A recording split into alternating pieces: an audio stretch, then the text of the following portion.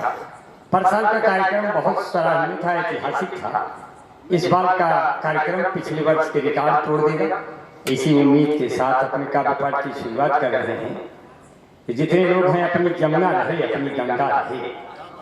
मंच का संचालन कर रहे देश के बड़े लब्ध प्रतिष्ठित कवि अपने गुरु जी श्री कमलेश राजहंस के चरणों में अपने श्रद्धा के तमाम सुमन समर्पित करते हैं कि अपनी जमुना रहे, अपनी गंगा रहे, ना किसी शहर में कोई दंगा रहे। सर भले ये कटे इस वतन के लिए, पर ये लहराता अपना तिरंगा। ये बढ़िया बढ़िया पंक्तियां इसलिए पढ़ ले रहे हैं क्योंकि इसके बाद हमसे उम्मीद मत करिएगा कि हम बहुत बढ़िया पढ़ेंगे। फिर हम जैसा पढ़ते हैं फिर उसी पे आ जाएंगे, जैसा दादा ने बखान किया है। फिर तो हम जैसा पढ़ते हैं तो फिर पूरा देश नहीं पढ़ता, क्योंकि लोग जितना पढ़ते हैं सब पैसा कमाने के लिए पढ़ते हैं, हम शोहरत कमाने के लिए पढ़ते हैं। हम कभी तेल नहीं लगाते, न डीजल लगाते हैं, मोबिल लगाते हैं, सर में भी कोई तेल नहीं लगाते। ऑफिस में भी जाते हैं वहां तेल नहीं लगाते। मेरे तेल न लगाने के बावजूद भी तेल इतना महंगा है। आप लोगों ने बड़ा प्यार दिया, बड़ा स्नेह दिया कि हम जिंदगी के हाथों, जहां से दादा ने मुझे छेड़ के बुलाया था कि हम जिंदगी के हाथों मिसयूज हो गए। पहले बने हम सुर्खियां फिर न्यूज हो गए। मुझको खुदा ने से तराशा है दोस्तों कि सब देखने वाले मुझे कंफ्यूज हो गए। जब आप कंफ्यूज हो गए तब मैंने पंक्तियां कैसे बनाई। और कभी कलम उठाते हैं, कलम नहीं उठाते। जब तक वो कलम उठाए तब तक हम बहुत कुछ कह चुके रहेंगे, इसलिए वो कलम वाला हार जाता है। और अमर भाई कैसे कहते हैं, आपसे मिलके हम सेंसिटिव हो गए, जितने खामोश थे एक्टिव हो गए। जब से भारत में आया कोरोना कहल, जो निगेटिव थे सब पॉजिटिव हो गए। देखिए बहुत बढ़िया, बड़े मन से सुना। एक चार लाइन और सुन लीजिए। यहाँ तो तमाम लोग देख रहे हैं, मोबाइलों के टच में अब लोग इतना है कि रिश्तों के टच में नहीं रहते। मोबाइल की स्क्रीन को इतना ज्यादा सहलाते हैं कि अपने माँ के दुखते हुए दर्द को नहीं सहलाते, अपने पिता के पैरों को भी नहीं सहलाते। अब ये पीढ़ियां, अगर हम इस तरह की पीढ़ियां पैदा करेंगे तो देश मजबूत नहीं होगा साथियों। जिम्मेदारी तो नहीं लेता कि हम सुधार देंगे, लेकिन इतना तो मंच से कह ही सकते हैं कि पीढ़ियां ऐसी होनी चाहिए कि जैसा हम लोग चाहते हैं। हाँ, ये जो दाहिने तरफ लोग बात कर रहे हैं उनको हटा दो, एकदम हटाओ वहां से। मानव जन सेवा संस्थान मैं बहुत प्रणाम करता हूँ, और जो लोग बात कर रहे हैं उनका भी कोई बड़ा मकसद होगा। इसे भाई पढ़े लिखे लोग हो, कोई जरूरी बात जरूर होगी। हमको पता नहीं, मैं देश का ऐसा कवि हूँ, मुझे कोई खाता रहता है, कोई पीता रहता है, कोई चाय पी रहा हो, कोई बात कर रहा हो, मुझे पता नहीं क्यों बुरा नहीं लगता। मुझे ऐसा महसूस होता है कि ये भी काम वो इसी वक्त न करेंगे तो कल करेंगे कैसे। जैसे चाय आई है तो वो चाय उसी वक्त नहीं पिया जाएगा, जो सर्वा पिया कर जाएगा। मैं ईमानदारी बताइए क्यों? मैं देश का ऐसा कवि हूँ, छोटी छोटी लहरों में नजर रखते हैं। अब देश के बड़े बड़े कवि हैं, कह रहे वो अंतर्राष्ट्रीय है। अंतर्राष्ट्रीय वही होता है जिसको देश नहीं सुनता, वो विदेश जाके सुनाता है। अंतर्राष्ट्रीय का मतलब होता है अंतर, मतलब उसी के अंदर। अंतर्राष्ट्रीय जो राष्ट्र के अंदर ही कविता पढ़े उसको अंतर्राष्ट्रीय कहते हैं। तो हम भी अंतर्राष्ट्रीय, मगर अंतर्राष्ट्रीय नहीं होना चाहिए, राष्ट्रीय होना चाहिए। अंतर्राष्ट्रीय का मतलब दोगला, इस देश का भी है उस देश का भी है, पता नहीं सर्वा किस देश का है। निपटा देता हूँ यहीं से। जितनी आबादी है तुम्हारी वहाँ पाक सुनो, तनी हमारे यहाँ घास फूस लेते हैं। जितना है बम और गोला तेरे पास रखा, उतने का बच्चे यहाँ का चूस लेते हैं। जितना है खून तेरी जनता में भरा हुआ, उतना तो मेरे यहाँ मच्छर चूस लेते हैं। जितना है साल का बजट तेरा पास सुनो, उतना दरोगा जी अकेले घूस लेते हैं। तो हमसे कैसे जीत गया सरऊ? अरे नीच चाइना जो ठीक से दबा दिया तो मिट्टी वाला छोटा छोटा ढेला बन जाएगा। एक तो तू साइज में खुद छोटा होता है तो और दाब देंगे तो गधेला बन जाएगा। मेरे भारत के नौजवान जो चले गए तो चाइना में गली गली मेला बन जाएगा। कारगिल से तुमको जो ठीक से ढकेल दिया गोला गोला बदन तेरा केला बन जाएगा। बहुत बढ़िया। इसमें कुछ फेसबुक से जुड़े हुए लड़के दिखाई दे रहे हैं। फेसबुक का मतलब होता है फेस देख के अपना बुक बहा और उसी को पढ़ते रहो। तो उनसे किताबें बहुत सी पढ़ी होंगी तुमने, मगर कोई चेहरा क्या तुमने पढ़ा है? हमने कहा जिस लड़के ने तेरा चेहरा पढ़ा है जरा उससे पूछो कब वो आगे बढ़ा है। वही रहता है। क्योंकि हम जब से सिमट के आपकी बाहों में आ गए, लाखों पुलिस दरोगा के मेरी बात, हम जब से सिमट के आपकी बाहों में आ गए, लाखों पुलिस दरोगा मेरी बाहों में आ गए। हमने तो छिप के प्यार किया तुमसे था मगर कैसे तेरे पिता की निगाहों में आ गए।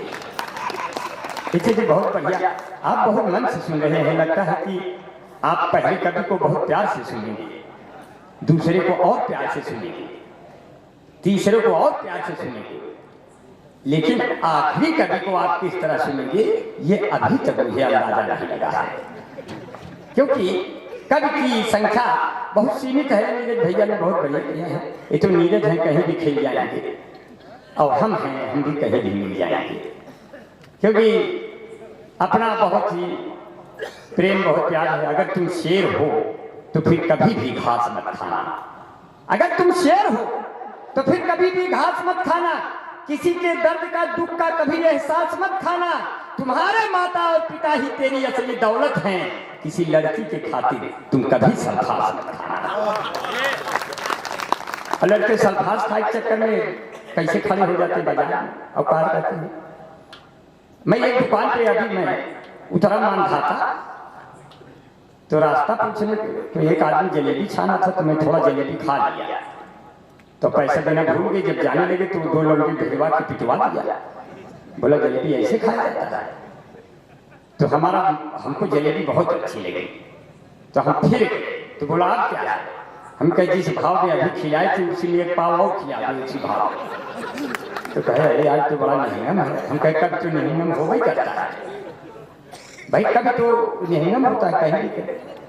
मैं तो उस समय का कभी आपने तो आप तो मुझे दादा मेरा सौभाग्य है कि आप मुझे भीड़ में पढ़ा रहे हैं।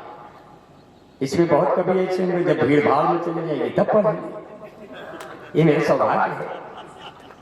मैं तो उस समय का भी कभी हूँ जब भीड़ भाड़ में चली जाती है तब भी बहुत जमता हूँ। क्योंकि मैं जंगल में भी कविता पढ़ूंगा तो वहां भी बहुत जमूंगा। मुझे पता है श्री कृष्ण ने सिर्फ अर्जुन को सुनाई, पूरी दुनिया ने सुना। तुलसी ने अकेले मेरा रामचरितमानस लिखा, पूरी दुनिया ने पढ़ा। तब अंबर भाई जंगल में भी कविता पढ़ेंगे उसी मनोभाव से। महुए का पेड़ पकड़ूंगा, कहूंगा महुए भाई आज एक छंद हो गया, मैं सुनाऊंगा, महुआ चूने लगेगा। आम के पेड़ को तब तक कविता सुनाऊंगा जब तक आम बगुआ नहीं जाएगा। इस भरे आम बगुआ करवन के पेड़ को पकड़ूंगा, करवन का पेड़ हमसे लिपट जाएगा। करवन का पेड़ हमसे लिपट जाएगा और कहेगा भूले भटके ही सही हम तुम्हारा नाम लेते हैं।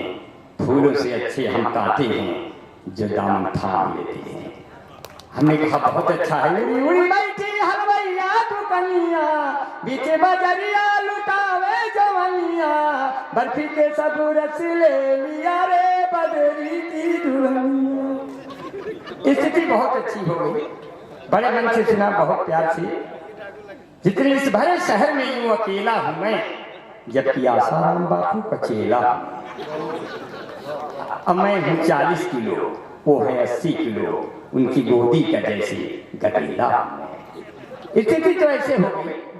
अभी तो हम और राजेश प्रताप गढ़ी भाई ट्रेन में जा रहे थे, टिकट नहीं था। राजेश भाई ने कहा यार टिकट बिना लिए चल रहे। हम कहे जब हमारे साथ हो तो तुम्हें टिकट नहीं मांगेगा। हमारे निकट आ गए तब टिकट भी नहीं लेगा कोई। बस खाली जब गैलरी में खड़े होकर टीटी आए तो तुम ऐसे ऐसे करते रहना तो हम बाकी संभाल लेंगे। अब टीटी आया, राजेश प्रताप गढ़ी अपना शुरू किए और हमको तो शुरू भी नहीं करना था। हम तो देखने में ही वैसे थे। टीटी आया, बोला अच्छा आप दोनों लोग ये वाले हो क्या? तो हम कहे अच्छा आप लोग भी पहले थे क्या, कैसे पहचान? अब आगे बढ़े, ने कहा राजेश भाई आओ सीट पे बैठा जाए। सीट नहीं खाली थी, ऊपर बैठ गए। नीचे दो सुंदर औरतें आई, एक 40 साल की, एक 30 साल की। 30 साल वाली ने 40 वर्ष वाली से बोली दीदी आपकी उम्र क्या है? तो उसने कहा यही कोई 27-28 साल। तो 40 वर्ष वाली ने 30 वर्ष वाली से पूछा बहन जी आपकी उम्र क्या है?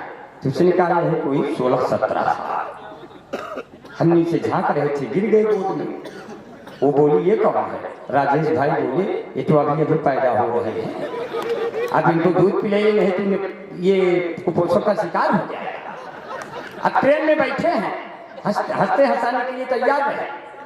ट्रेन में बैठे हैं, सामने लड़की है, बोली आप 3 स्टेशन बाद पकड़ उठेंगे, आप तो टिकट नहीं लिए। हमने कहा बहन जी निष्ठा के लिए है। टीटी आया, मैं पूरा बाल खोल के दुपट्टा लगा के पेटकुनिया लेट गए उल्टा। हमको पीछे से टीटी ने देखा, मंत्रमुग्ध हो गया। बोला बाप रे बाप इतनी सुंदर कन्या कितनी दूर से चली आ रही, बेचारी थकी मारी है, टांग फैला सो रही, टिकट के लिए ही हो। 5 मिनट बाद बोले राजेश भाई टीटी गया? तो बोला कहाँ जाएंगे, उठन कोई बातचीत हो गया। उठे तो बोला लड़के हैं क्या? हमको लड़के हैं तो क्या हुआ, हमसे जो हो पड़ेगा भाई करेंगे, पर उतना तो कर पाएंगे जितना आप सोच विचार है। कहे अच्छा नहीं भैया आप सब यही वाले हो क्या? हम कहे हाँ भैया सब यही वाले। अब की लड़की के पिता ने कहा आगे 3 स्टेशन बाद जीआरपी पुलिस के साथ टीटी आएगी, आप बचेंगे नहीं। हम कहे बस आप पिताजी देखते रहिए। आपकी टीटी आया जीआरपी पुलिस के साथ, मैं उसके कदमों में लेट गया। मैंने कहा जीजा प्रणाम। बोला जीजा? हमने कहा न पासपोर्ट न टिकट न वीजा, मरने से अच्छा जीजा। बोला तो काम तो हो गया, मगर अब की काम गड़बड़ हो गया। 5-6 स्टेशन बाद जब बढ़े तो 5-6 हिजड़े एक साथ चले। एक हिजड़ा सबसे महंगा, एक हिजड़ा हमारे पास है। बोला निकालो निकालो निकालो। हमने कहा हम खुदे हैं, अपने आप को संभाल। अरे कल्लू भैया कल्लू पानी आए। ब्राह्मणों में सर्वश्रेष्ठ होते हैं केवल पानी, इसीलिए कुलबाभन छुप के बैठे हैं इनके हमारे। देखिए कल्लू भैया बहुत अच्छा है, इसकी सेटिंग है, अभी कई लोग आएंगे माला पहनने। हाँ बात सही है। नहीं कोई सेटिंग नहीं, माला वाला ज्यादा पहनाने में खतरा भी तो रहता है। अभी ज्यादा माला पहना तो अखबार में सब गया, एक बार सब गया। हमारे पिताजी रोने लगे, बोले ये कब हो गया? हमके पिताजी माला पहने फोटो छपा इज्जत है। एक बार बढ़िया माला मिल गया तो बैग में रख के चले गए। हमारी पत्नी ने हमारी फोटो पे डाल दिया, हमारी अम्मा रोने लगे। कहा अरे बाप यही कब होगा? कहा कुछ हुआ नहीं, बिहारी लाल नीचे पानी भरने गए हैं और कई हो गए। ज्यादा माला पहना। हाँ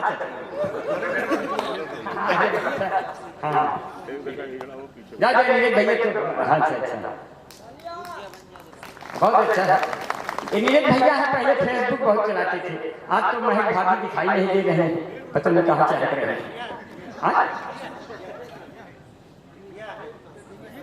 अच्छा हाँ महक बिटिया दिखाई नहीं दे रहे हैं। मैं बहुत ही प्रणाम कर रहा हूँ। हमारे बीच में जितने लोग उपस्थित हैं मैं सबको बहुत नमन करता हूँ। कारमा जो है जवानी का न रुकने दूंगा, सामने आंखों के ये मुल्क न लूटने दूंगा। खा के भारत हम तेरे सर की कसम कहते हैं, मरते दम तक ये तिरंगा नहीं झुकने दूंगा।